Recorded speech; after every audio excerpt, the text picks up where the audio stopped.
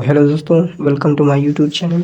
दोस्तों, आज की इस वीडियो में हम जानेंगे इतिहास के बारे में, और ये इतिहास का पहला चैप्टर है। ठीक है, तो अभी हम शुरुआत कर रहे हैं प्राचीन भारत के इतिहास से संबंधित।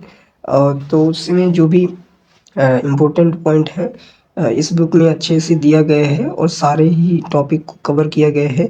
तो हम इसी बुक का सहारा लेते हुए देखेंगे जो भी इम्पोर्टेंट पॉइंट है। ठीक है, तो इसको अगर आप पढ़ के जाते हैं तो आई एम श्योर कि आप अच्छे से क्वेश्चन कर पाएंगे, और कोई भी क्वेश्चन आपका छूटेगा नहीं, क्योंकि एनसीईआरटी बेस्ड ये एक बुक है, और एनसीईआरटी में जो भी फैक्ट दिए गए हैं उन्हीं को यहाँ पर लिखा गया है। ठीक है, चलिए हम शुरू करते हैं भारत के इतिहास के बारे में।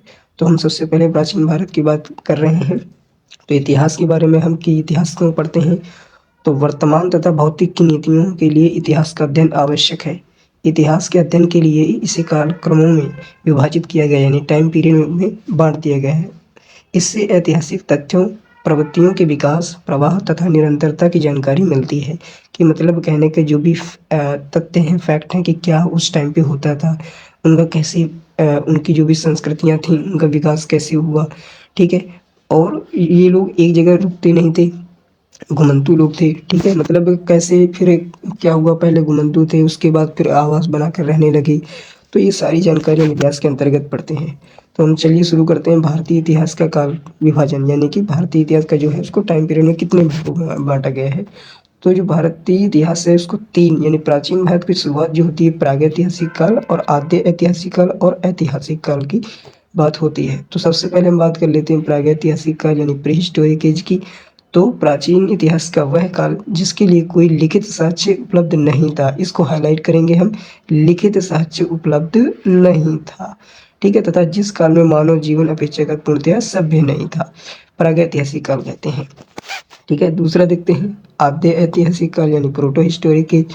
तो आद्य ऐतिहासिक काल उस काल को कहते हैं जिसमें पुरातात्विक साक्ष्य तो मिले हैं, साथ में लिखित साक्ष्य भी मिले हैं, लेकिन हम उनको पढ़ नहीं सकते हैं। ठीक है, तो इस काल को, ये दूसरे नाम है इसका, कांस्य युग भी कहते हैं, यानी कांस्य युगीन सभ्यता इसको कहते हैं। ठीक है, इसके बारे में हम आगे पढ़ेंगे। चलिए अब हम आगे देख लेते हैं।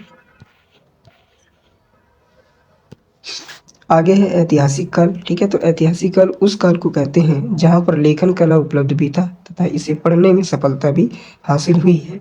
लगभग आप ये मान सकते हो कि 600 ईसा पूर्व के बाद का जो भी टाइम पीरियड है वो ऐतिहासिक काल के अंतर्गत आता है।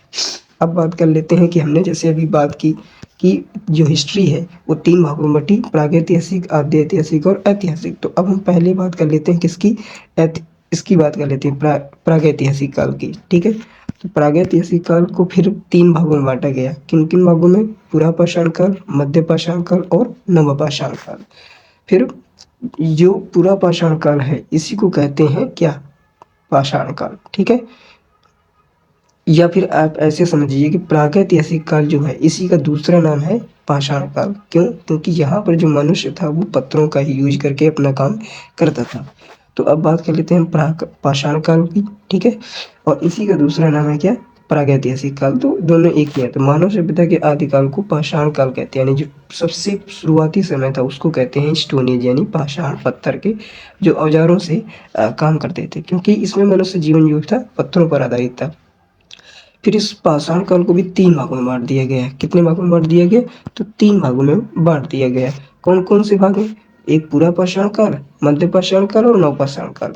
फिर फर्दर पूरा पाषाण काल को भी तीन भागों में बांटा गया है, एक निम्न पूरा पाषाण काल, दूसरा मध्य पूरा पाषाण काल और तीसरा है उच्च पूरा पाषाण काल। जो आपका निम्न पूरा पाषाण काल है ना, ये यहाँ पर कौन सी संस्कृति थी, तो यहाँ पर आपकी फ्लिंट फ्लिंट संस्कृति थी, यानी कि यहाँ पर सल्क संस्कृति थे। इंग्लिश में इसको कहते हैं फ्लिंट। ठीक है, क्या कहते हैं, फ्लिंट कहते हैं। ठीक है, और जो आपका मध्य पूरा पाषाण काल है इसको कहते हैं फलक संस्कृति, या इसी को फ्लेक संस्कृति कहते हैं। तीसरा है उच्च पूरा पाषाण काल, जिसमें दोनों का यूज हुआ है। ठीक है, अब जो निम्न पूरा पाषाण काल है या सल्क संस्कृति है, उनमें कौन कौन सी क्षेत्र आते हैं, तो जो सोहन घाटी के आसपास के एरिया है, बेलन घाटी के आसपास के एरिया है, ये सभी आपके फ्लिंट तकनीकी का यूज करते थे। वहीं पर जो फ्लेक संस्कृति है, यानी कि फलक संस्कृति का यूज कहाँ पर होता था? तो सोन घाटी, बेलन घाटी, नर्मदा घाटी और तुंगभद्रा घाटी है।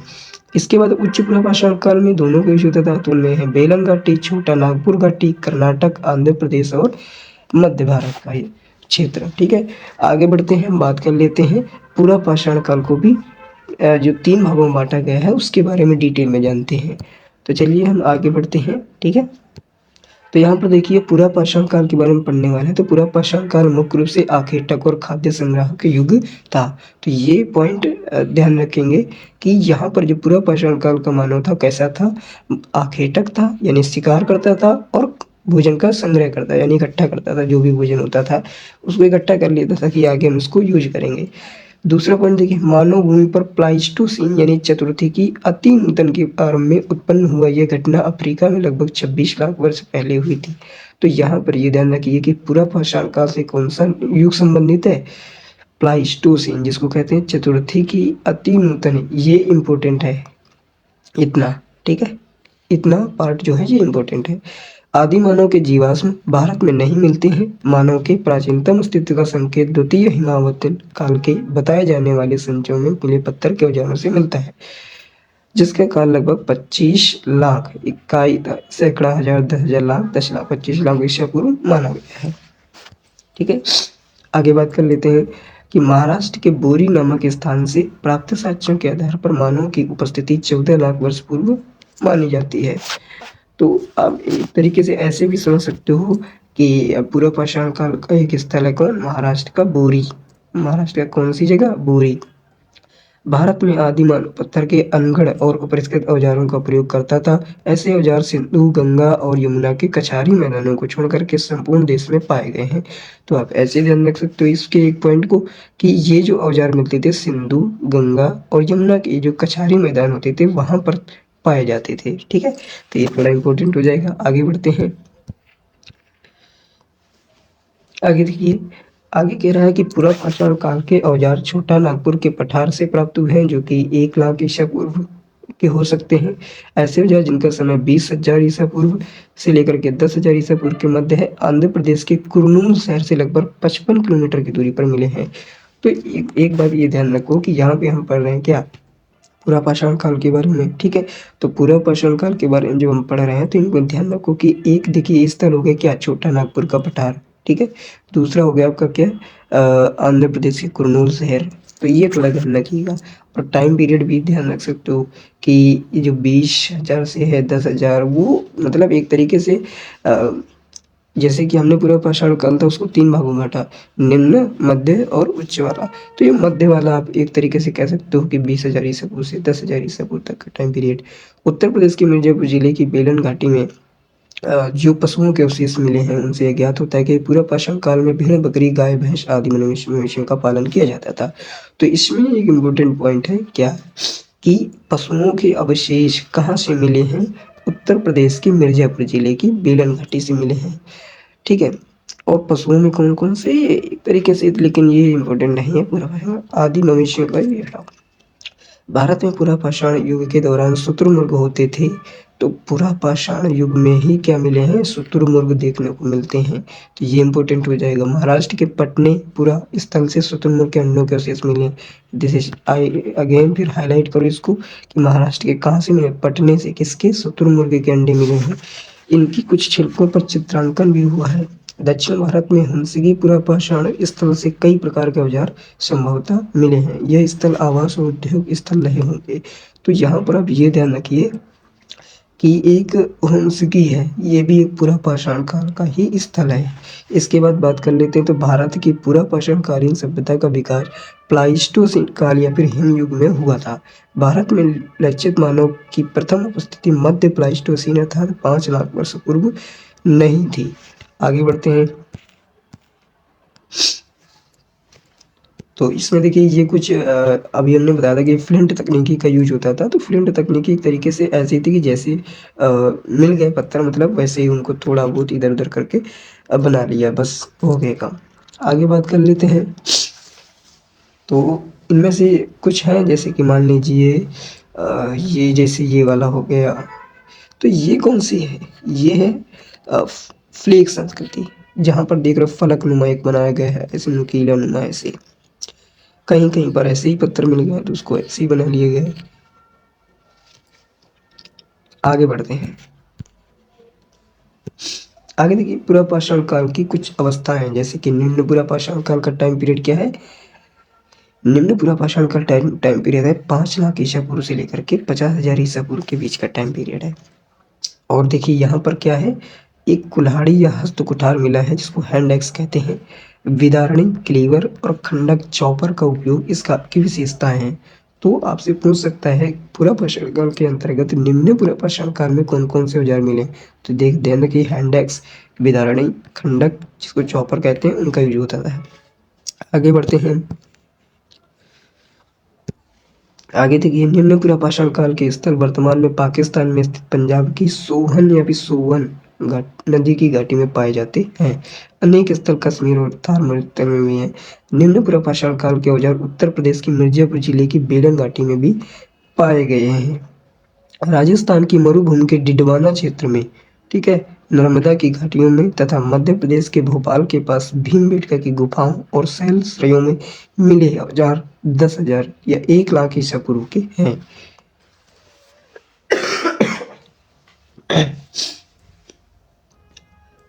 हस्तकुठार द्वितीय हिमालयी अंत हिमवर्तन यानी इंटरग्लेशियन के समय के जीवों में मिले हैं। इस अवधि में जलवायु में नमी कम हो गई थी।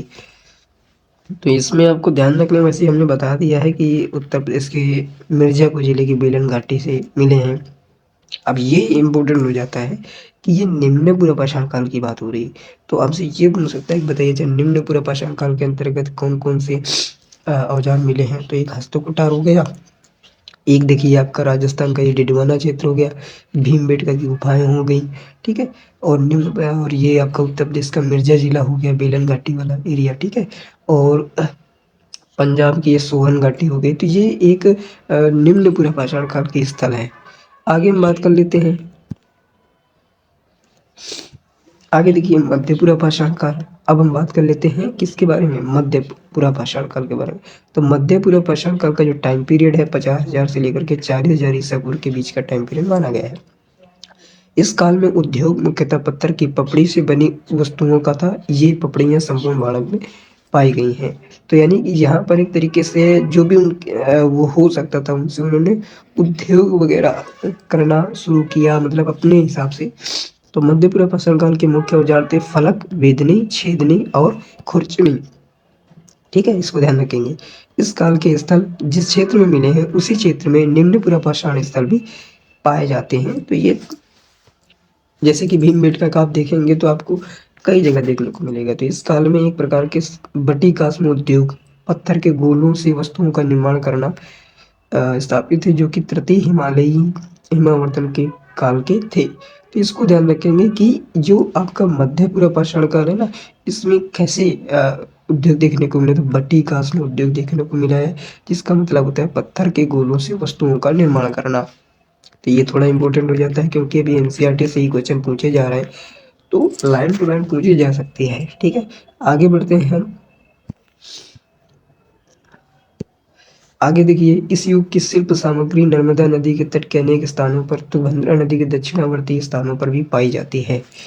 आगे देखिए उच्च पुरापाषाण काल। अब हम किसके बारे में पढ़ने वाले हैं, उच्च पुरापाषाण काल के बारे में पढ़ने वाले हैं। तो उच्च पुरापाषाण काल यानी अपर पेलियोलिथिक एज की अवधि जो है वो 40,000 से लेकर के 10,000 ईसा पूर्व के बीच निर्धारित की गई है। इस युग में आर्द्रता कम थी। इस अवस्था में विस्तार हिमयुग की उस अंतिम अवस्था के साथ रहा जिसका जलवायु ये हटाइए। अब यहाँ पर देखिए नए चकमक उद्योग की स्थापना और आधुनिक प्रारूप के मानव होमो सेपियंस का उदय उच्च पुरापाषाण की मुख्य विशेषताएं हैं। ये इसमें तो 2-3 तुमको प्रश्न मिल जाएंगे। कौन कि पहले तो चकमक पत्थर का यूज होता था उद्योग के लिए। दूसरी बात कि यहाँ पर आपको होमो सेपियंस देखने को मिलते हैं। तो ये थोड़ा इंपॉर्टेंट हो जाएगा कि मानव का सबसे पहला जो उदय है या देखने को मिला वो कहाँ पर मिलता है या किस टाइम पीरियड में मिलता है, तो उच्च पुरापाषाण काल में आपको देखने को मिल जाता है। इसके बाद आगे हम बात कर लेते हैं। तो भारत में फलकों और तछड़ियों का प्रयोग होता है जो आंध्र प्रदेश, कर्नाटक, महाराष्ट्र, केंद्रीय मध्य प्रदेश, दक्षिणी उत्तर प्रदेश, बिहार के पठार में पाए गए। तो यहाँ पर देखिए फ्लेक संस्कृति आ चुकी है उच्च पाषाण काल में। तभी तो हम मध्य पाषाण काल की बात कर रहे थे कि मतलब मध्य पाषाण काल में फ्लेक संस्कृति थी। तो फ्लेक संस्कृति यानी उच्च पाषाण काल से स्टार्ट हो गई और फिर उसके बाद मध्य पाषाण काल में बिल्कुल विस्तार रूप से फैल गई। इसके बाद बात कर लेते हैं। तो उच्च पाषाण काल में मानवों के उपयोग के लिए गुफाएं और शहर श्रेयों भोपाल से दक्षिण में 40 किलोमीटर दूर भीमबेटका मध्य प्रदेश से मिले हैं। देख रहे हो कि भीमबेटका जो था वो आपका निम्न में भी था और भीमबेटका जो है वो आपका यहाँ पर भी देखने को मिल रहा है। तो भीमबेटका आपका कई जगह देखने को मिल जाएगा। तो भीमबेटका जो है वहां से हमको क्या मिला है, एक गुफा मिली है जहां पर शैल में चित्र वगैरह उकेरे गए हैं। आगे बात कर लेते हैं। आगे देखिएगा तो गुजरात के टिब्बों के ऊपरी तलों पर ऊपरी पुरापाषाणी भंडार भी मिला है जिसकी विशेषताएं हैं फ्लेक्स और फलकों, ब्लेड्स, तछड़ियों, ब्यूरिन्स और खुरचनियों स्क्रैपर्स का अपेक्षाकृत अधिक मात्रा में पाया गया है। कहाँ से? ये देखो फ्लेक्स संस्कृति, ब्लेड्स, ब्यूरिन्स और स्क्रैपर्स ये कहाँ से मिले? गुजरात से। ठीक है, तो इसको ध्यान रखेंगे। आगे बढ़िए। तो आगे बात कर लेते हैं मध्य पाषाण काल के बारे में। तो मध्य पाषाण काल मुख्यतः आखेटक और पशुपालक से संबंधित था। अब देखिए यहाँ पर आपने अभी तक यहाँ ये नहीं देखा कि मतलब कहने का कि ये पशुपालक भी बन गया। यहाँ पर क्या था, यहाँ पर सिर्फ भोजन करना, उसको संग्रहित करना और उसको शिकार करना, बस दो ही चीजें देखने को मिली हैं। किसमें? जो पूरा पाषाण काल है। अब हम बात करते हैं मध्य पाषाण काल के बारे में। तो मध्य पाषाण काल में क्या है कि क्या है, आखेटक और पशुपालक यानी कि पशुपालन की पहली स्थिति देखने को मिलेगी आपको। तो यहाँ पर प्रस्तर युगीन संस्कृति में 9000 ईसा पूर्व में एक मध्यवर्ती अवस्था आई जो कि मध्य पाषाण काल कहलाती है। यह पूरा पाषाण युग और नवपाषाण युग के बीच का संक्रमण काल है। तो यहाँ पर देखिए कि एक इम्पोर्टेंट पॉइंट हो जाता है कि प्रस्तर युगीन संस्कृति चालू हो गई 9000 ईसा पूर्व में। ठीक है, मध्य पाषाण काल के लोग शिकार करके, मछली पकड़कर और खाद्य वस्तु एकत्रित करके भोजन की आपूर्ति करते थे। कालांतर में फिर भी पशुपालन भी करने लगे। आगे बढ़ते हैं। आगे देखिए लोगों के द्वारा पौधे उगाने, जानवरों की देखभाल करने, बचने की प्रक्रिया। इस प्रक्रिया में कृषि के लिए प्रयुक्त पौधों तथा पालतू बनाए जाने वाले पशु में चयनात्मक दृष्टिकोण अपनाया गया। यानी कि एक तरीके से तुम कह सकते हो कि हाउस वगैरह, झोपड़ियाँ वगैरह जो भी अपनी थी वो बसने, चाहे गुफा में रहते हो चाहे जैसे, तो एक घर बनाकर रहने लगे थे। ठीक है, प्रायः इन सब पशुओं को पालतू बनाया गया। इनमें से सबसे पहला पालतू पशु था कुत्ता। इस प्रकार कृषि के लिए अपनाई गई प्रारंभिक फसलें गेहूं तथा जौ थी। तो ये ध्यान रखिएगा कि जो सबसे पहला पशु था कौन था? कुत्ता था। कहाँ पर आपको देखने को मिल रहा है? मध्य पाषाण काल में। फसलें कौन सी हैं? गेहूं और जौ। मध्य पाषाण युग में पत्थर के बहुत छोटे औजारों का प्रयोग होता था। ठीक है, तो माइक्रोलिथिक का यूज कहाँ पर होता था? माइक्रोलिथिक का यूज बेटा आपका यहाँ पर मध्य पाषाण युग में हुआ करता था। आगे हम बात कर लेते हैं। तो आगे देखिएगा तो इन औजारों का प्रयोग फल फूल काटने, हड्डियां तथा मांस काटने, पेड़ों की ये लिए होता था। मध्य पाषाणी स्थल है राजस्थान, दक्षिण उत्तर प्रदेश, मध्य पूर्वी भारत में अधिक मात्रा में पाए जाते हैं तथा दक्षिणी भारत में कृष्णा नदी के दक्षिण में पाए जाते हैं।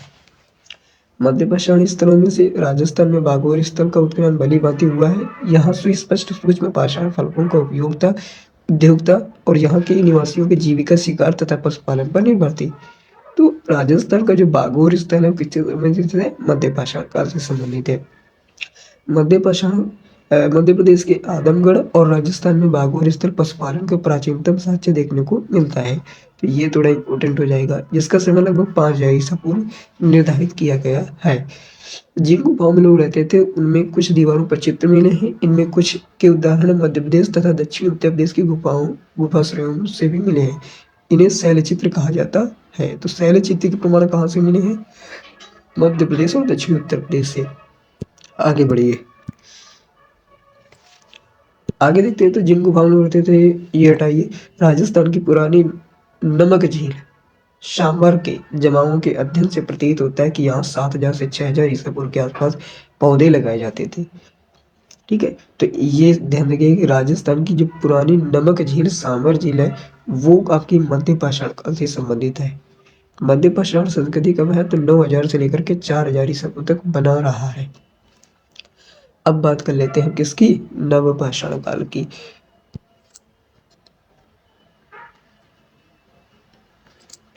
तो नव पाषाण काल देख लेते हैं। तो विश्व स्तरीय संदर्भ में नव पाषाण काल जो है 9000 ईसा पूर्व से आरंभ होकर के भारतीय उपमहाद्वीप में इसकी अवधि 7000 ईसा पूर्व मानी जाती है।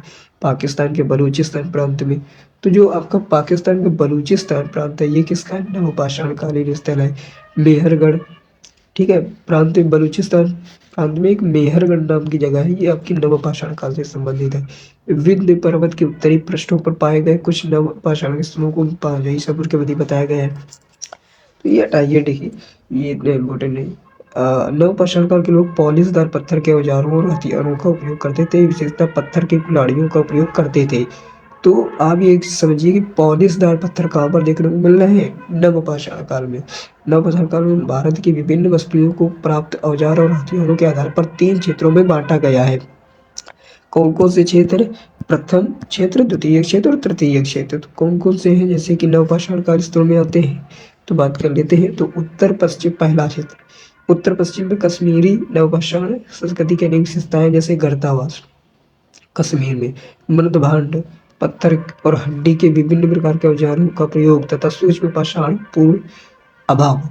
अब बात कर लेते हैं बुर्ज होम। बुर्ज होम एक प्रसिद्ध नवपाषाण कालीन स्थल है, इसका अर्थ है बुर्ज वृक्ष का स्थान। ठीक है, यह श्रीनगर से उत्तर पश्चिम की ओर 16 किलोमीटर दूर स्थित है। ये बिल्कुल एक तरीके से एज टू एज पूछ लिया जाता है। गुफकराल एक अन्य महत्वपूर्ण नवपाषाण कालीन स्थल है, इसका अर्थ होता है कुलात अर्थात कुमार की गुफा। ठीक है, गुफकराल के लोग कृषि और पशुपालन दोनों कार्य करते थे। भारत में चिरांद भी एक ऐसा स्थल है जहाँ हड्डी के अनेक उपकरण देखने को मिले हैं। अब बात कर लेते हैं बुर्जहोम के लोग रूखड़े धूसर मृत भांडों का प्रयोग करते थे। यहाँ कब्रों में पालतू कुत्ते भी अपने मालिकों के समूह के साथ दफनाए जाते थे। दिस इज इम्पोर्टेंट अगेन कि बुर्जहोम के लोग जो थे ना, वो जो मालिक जैसे खत्म हो गए तो उनके साथ पालतू उनका जो कुत्ता था उसको भी दफना दिया जाता था। तो ये आपसे पूछ लिया जाता है कि पालतू कुत्ते भी अपने मालिकों के साथ समूह के साथ दफनाए थे, कहाँ से मिले, तो बुर्जहोम से देखने को मिले।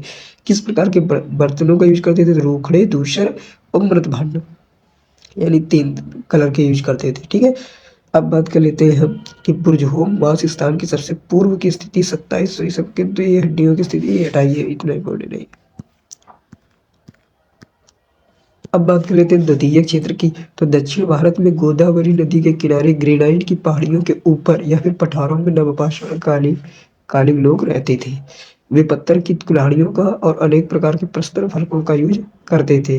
द्वितीय क्षेत्र। तृतीय क्षेत्र की बात कर लेते हैं। तो तृतीय क्षेत्र में असम की पहाड़ियों में नवपाषाण कालीन स्थल मिले। इसके अतिरिक्त ये औजार मेघालय की गारो पहाड़ियों में भी देखने को मिलते हैं। तो ये सब नवपाषाण कालीन स्थल है। ध्यान रखिएगा कि असम हो गया आपका, और जो मेघालय का ये गारो की पहाड़ियाँ हो गई, तो ये आपकी नवपाषाण कालीन स्थल है। इसके बाद कर्नाटक में मस्की, ब्रह्मगिरी, हल्लूर, कोडाक्कल, पिकलीहल, संगनकल्लू, टी नरसीपुर और तेक्कलकोट तथा तमिलनाडु में पय्यमपल्ली ऐसे महत्वपूर्ण नवपाषाण कालीन स्थल है जिनकी खुदाई हुई है। ठीक है, तो ये सब नवपाषाण कालीन स्थल है, इनको ध्यान रखिएगा। अब बात कर लेते हैं आगे। तो आगे जैसे कि कर्नाटक के पिपलीहल के नवपाषाण युगीन निवासी पशुपालक थे और ये गाय बैल बकरी भेड़ आदि को पालते थे। यहाँ राख के ढेर और निवास स्थान मिले हैं। तो देखिए, राख के ढेर और निवास स्थान कहाँ से मिले, कर्नाटक के पिपलीहल से। ठीक है, तो इसको ध्यान रखिएगा। आगे हम बात करते हैं तो नवपाषाण कालीन आर्थिक और सामाजिक स्थिति की बात कर लेते हैं। तो नवपाषाण काल का जो मनुष्य था कैसा था, तो इसके बारे में बताया गया। तो नवपाषाण युग के निवासी सबसे पुराने कृषक समुदाय थे। ये पत्थर के कुदालों और लकड़ी के छड़ों से भूमि खोदते थे। पत्थर के उपकरण बहुत महत्वपूर्ण होते थे, इसलिए लोग ऐसे स्थानों पर बसते थे जहाँ औजारों का उपयुक्त वो हो। नवपाषाण आते थे इन उद्योग स्थलों में वृद्धि देखी गई, क्योंकि छोटे जानवरों के शिकार तथा खाद्यान्न की बढ़ती आवश्यकताओं ने औजारों के निर्माण में प्रौद्योगिकी की आवश्यकता को बल दिया।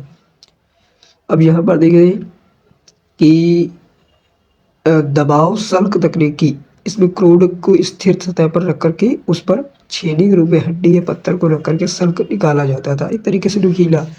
ठीक है, अब उनकी स्थिति कहाँ पर है, जो भी स्थान अभी पाए गए, तो उनकी स्थिति देखने के लिए आप मैप को थोड़ा देख सकते हैं। ठीक है, देखिए जैसे कि आपका बुर्ज होम, ये बुर्ज होम है, ठीक है, श्रीनगर में। इसके बाद बात कर लेते हैं हम दार्जिलिंग हेडिंग यहाँ पर है, ममडोना। इसके बाद ये देखिए हल्लूर यहाँ पे है, और कोडेकल यहाँ पे, संगल है यहाँ, बस्की और कुल्लू, ब्रह्मगिरी और पय्यमपल्ली। तो ये कुछ फेमस प्लेसेस हैं जिनको यहाँ पर दर्शाया गया है। आगे बात करते हैं। आगे देखिए, मेहरगढ़ में रहने वाले नवपाषाण युग के लोग अधिक उन्नत थे। वे गेहूं, जौ और रुई की खेती करते थे और कच्ची ईंटों के घरों में रहते थे। नवपाषाण युग के सिल्ट, कुल्हाड़ियाँ, बसूले, छेनी आदि औजार उड़ीसा और छोटा नागपुर के पहाड़ी क्षेत्रों में मिले। प्रस्तर युग के लोग पूर्णतः पत्थर के ही औजारों और हथियारों पर आश्रित थे, इसलिए पहाड़ी क्षेत्रों से दूर जाकर के बस्तियां नहीं बना सकते थे। ये पहाड़ियों की ढलानों तथा गुफाओं में और पहाड़ियों से युक्त बड़ी घाटियों में निवास करते थे। नवपाषाण काल में स्थायी जीवन के साक्ष्य मिले हैं। कश्मीर में बुर्ज होम ऐसा ही एक स्थल है जिसे गर्तवास कहा जाता है, क्योंकि यहाँ लोग इसका निर्माण गड्ढे के नीचे करते थे जिसमें उतरने के लिए सीढ़ियाँ होती थी। नवपाषाण युग के कई पुराने स्थलों से मिट्टी के बर्तन मिले जो खाद्य संग्रह के काम में लाए जाते। धीरे धीरे लोग बर्तनों का प्रयोग करने लगे। तो इसको हमने जो हमारा प्राचीन भारत का इतिहास था उसकी जो शुरुआत थी, उसके जो टाइम पीरियड थे और उनमें कौन कौन से स्थल किस काल में आते हैं, इनको हमने डिटेल में जान लिया है। क्वेश्चन जो है इसी के अंदर आपके बन जाएंगे। तो हमें कमेंट में ज़रूर बताइएगा कि आपको ये वीडियो कैसी लगी और आपके कितने यहाँ पर क्वेश्चन आपको देखने को इससे मिले हैं आगे जो भी आपने प्रीवियस पेपर दिए हैं। ठीक है, और अगर आप चाहते हैं कि ये सीरीज जो है ऐसे ही चलती रहे, हम नेक्स्ट वीडियो दूसरा जल्दी से जल्द लाएँ, तो चैनल को सब्सक्राइब करें और वीडियो को लाइक करें। मिलते हैं दूसरी वीडियो में।